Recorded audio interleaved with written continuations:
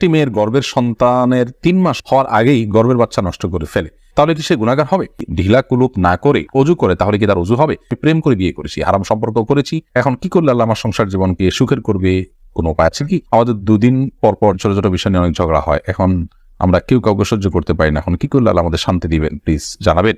আমি একজনের কাছ থেকে কিছু টাকা ধার নিয়েছিলাম, তার সাথে আমার যোগাযোগ নেই, যোগাযোগ কোনোভাবেই আর করা সম্ভব নয়, এখন আমি কি করতে পারি? আমার মামাতো বোন আমার বয়সে 5 মাসের বড়, আমি কি তাকে বিয়ে করতে পারবো? আমার ভাতিজা আমাকে ছোট আব্বু বলে ডাকে, এতে কোনো সমস্যা হবে কিনা? নামাজে যদি নিজের অনিচ্ছা সত্ত্বেও কোনো দুশ্চিন্তা চলে আসে তাহলে কি নামাজের কোনো ক্ষতি হবে? আমার ছেলে 5 দিনের হায়াত নিয়ে দুনিয়াতে এসেছিল, আমার সন্তানকে আমার জন্য সুপারিশ করবে আল্লাহর কাছে? ফরজ নামাজ শেষে বৈঠকে দুরূদ শরীফ পড়া শেষ করার পূর্বেই ইমাম সালাম ফিরিয়ে ফেললেন, সেক্ষেত্রে আমার করণীয় কি? পরিবারের সদস্যদের সঙ্গে শান্তি বজায় রাখার জন্য ছোট ছোট মিথ্যা বলা যাবে কিনা? নামাজে সিজদা করতে গেলে ছোট বাচ্চা সিজদার জায়গায় বসে থাকলে কোথায় সিজদা দিব? মেয়েদের মাসের একটা নির্দিষ্ট সময় নামাজ পড়তে হয় না, ওই সময় কি নখে নীল পালিশ লাগাতে পারবে? স্বামীর সামনে টিপ লাগালে গুনাহ হবে কি? জোস মাসুম মামুন এআইডি থেকে আপনি লিখেছেন, আমার ভাতিজা আমাকে ছোট আব্বু বলে ডাকে, এতে কোনো সমস্যা হবে কিনা? দেখুন, আপনার ভাতিজা যদি আপনাকে ছোট আব্বু বলে ডাকে তাহলে সেক্ষেত্রে মৌলিকভাবে কোনো অসুবিধা নেই, কারণ আমাদের দেশে অনেক এলাকাতে চাচাকে ছোট বাবা বলা হয়। ছোট বাবা বলা হয় এটা রূপক অর্থে, তাকে সত্যিকারের পিতা মনে করে বাবা বলা হয় না। মানে আম্মুর রাজুল ইসলাম ওয়াবি, একজন কারোর চাচা তার বাবার মতোই অনেকটা শ্রদ্ধার জায়গা থেকে এবং অন্য অনেক দিক থেকে, সেই জায়গা থেকে তাকে ছোট আব্বু বলার যে প্রচলন আছে, এই প্রচলনটা আপনার রূপক অর্থে বলা হয়, সেই অর্থেই প্রচলনটা আছে, যার কারণে এটাতে আপনার বাপ নয় তাকে বাপ ডাকার যে অপরাধ, সে অপরাধ বা সে গুনাহ এখানে হবে না, কারণ ওই উদ্দেশ্যে কেউ বলেও না এবং বাবা হিসাবে গণ্য করে না। এরপরে এমআরএস তাবিয়াতে আপনি লিখেছেন, মেয়েদের মাসের একটা নির্দিষ্ট সময় নামাজ পড়তে হয় না, ওই সময় কি নখে নীল পালিশ লাগাতে পারবে? হ্যাঁ, ওই সময় নখে নীল পালিশ লাগাতে পারেন। মাসিকের সময়তে যেহেতু আপনার সালাত নেই, অতএব নেল পালিশ আপনি ব্যবহার করলেন, আপনার ওযু করার প্রয়োজনীয়তা নেই, আপনি এটা করতে পারেন। এরপর যখন পবিত্র হবেন তখন আপনি সেখান থেকে নেল পালিশগুলোকে রিমুভ করে আপনি ওযু করে নামাজ পড়বেন, এটা জায়েজ আছে, কোনো অসুবিধা নেই। বিটির রহমান আপনি লিখেছেন, নামাজে সিজদা করতে গেলে ছোট বাচ্চা সিজদার জায়গায় বসে থাকলে কোথায় সিজদা দিব? সেক্ষেত্রে একটু ডানে বামে আপনি সরে সিজদা করতে পারেন, তাতে কোনো অসুবিধা হবে না। একটু এক কদম ডানে সরে গেলেন বা এক কদম বামে সরে গেলেন কিংবা এক কদম পেছে সরে গেলেন, কোনো অসুবিধা নেই। আর যদি কোনোই জায়গা না থাকে তাহলে এক হাতে আলতো করে বাচ্চাকে একটু সরিয়ে তারপর আপনি সিজদা করতে পারেন, কোনো অসুবিধা নেই। শারমিন আক্তার আপনি লিখেছেন, আমি একজনের কাছ থেকে কিছু টাকা ধার নিয়েছিলাম, তার সাথে আমার যোগাযোগ নেই, যোগাযোগ কোনোভাবেই আর করা সম্ভব নয়, এখন আমি কি করতে পারি? আপনি যদি তার সাথে যোগাযোগের কোনো সুযোগ না থাকে এবং যোগাযোগের কোনো সম্ভাবনা না থাকে তাহলে সেক্ষেত্রে ওই টাকাটা কোনো গরিব দুঃখীকে দান করে দিবেন তার তরফ থেকে, অর্থাৎ তার তরফ থেকেই ডোনেশন করে দিলেন, দান করে দিলেন, সবটা তার আমল নামায় যুক্ত হলেন, মাধ্যমে ইনশাআল্লাহ আপনি দায়মুক্ত হওয়ার চেষ্টা করতে পারেন। আব্দুল করিম পাটোয়ারি লিখেছেন, ফরজ নামাজ শেষে বৈঠকে দুরূদ শরীফ পড়া শেষ করার পূর্বেই ইমাম সালাম ফিরিয়ে ফেললেন, সেক্ষেত্রে আমার করণীয় কি? ফরজ নামাজের শেষ বৈঠকে ইমাম আপনার দুরূদ শেষ করার আগে যদি সালাম ফিরিয়ে ফেলেন তাহলে আপনি খুব দ্রুততার সাথে দুরূদ শেষ করবেন, আর যদি দুরূদ শেষ করতে অনেক দেরি হয় তাহলে সেক্ষেত্রে কোনো একটা স্টেশনে দাঁড়িয়ে সালাম ফিরিয়ে ফেলবেন, আপনার সালাত হয়ে যাবে ইনশাআল্লাহ। অর্থাৎ যে কোনো একটা জায়গায় অর্থবহ হয়, যেমন আল্লাহুম্মা সাল্লি আলা মুহাম্মাদ ওয়া আলা আলি মুহাম্মাদ শেষ করলেন, করে আপনি সালাম ফিরিয়ে ফেললেন, কারণ এখানে একটা অর্থবহ বাক্য হয়ে গেল।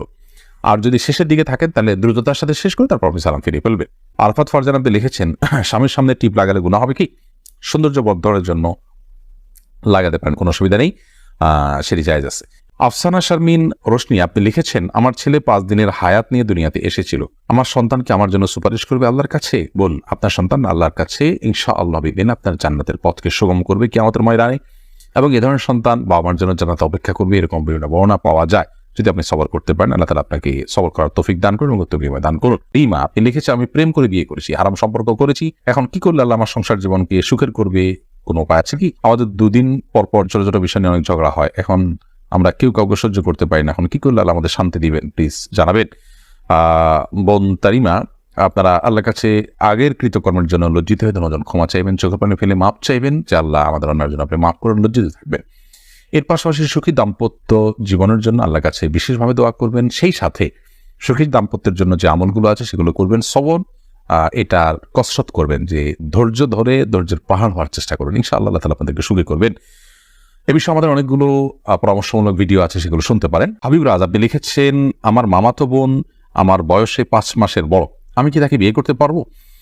দেখুন, যিনি বয়সে বড় তার সাথে বিবাহ বন্ধনে আবদ্ধ হওয়া মৌলিকভাবে জায়েজ আছে, এটি কোনো নাজায়েজ বা হারাম কোনো বিষয় নয়। আমাদের সমাজে এটাকে দোষণীয় মনে করা হয়, সেটা আমাদের সমাজের দোষ বলতে পারেন। শরিয়াত এটাকে যাকে আপনার নিষিদ্ধ করেনি, বিধায় বয়সে বড়র সাথে বিবাহ বন্ধনে আবদ্ধ হতে পারে। বিশেষ করে নবী করিম সাল্লাল্লাহু আলাইহি সাল্লাম তিনি নিজেও খাদিজা রাদিয়াল্লাহু তাআলা আনহাকে বিয়ে করেছেন, তখন খাদিজা রাদিয়াল্লাহু তাআলা আনহার বয়স তার চাইতে বেশি ছিল। তো এখান থেকে বোঝা যায় নিজের চাইতে বয়সে বড় কাউকে বিয়ে করাটা শরিয়ার দৃষ্টিকোণ থেকে মৌলিকভাবে অনুমোদিত। এটাকে দোষণীয় মনে করাটা বরং দোষের বিষয়। আমাদের শরিয়াতে এত ফ্লেক্সিবল রেখেছে বিষয়গুলোতে, অথচ আমরা সেগুলোকে অনেক বেশি আপনার সংকুচিত করে ফেলছি, এবং যার ফলশ্রুতিতে নানা রকমের অপরাধ প্রবণতা কিন্তু আমাদের সমাজে বেড়ে চলেছে। এরপরে চামেলি খাতুন আপনি লিখেছেন, পরিবারের সদস্যদের সঙ্গে শান্তি বজায় রাখার জন্য ছোট ছোট মিথ্যা বলা যাবে কিনা? ছোট ছোট মিথ্যা আর বড় বড় মিথ্যা সর্বাবস্থায় ঘৃণিত এবং জঘন্য অপরাধ।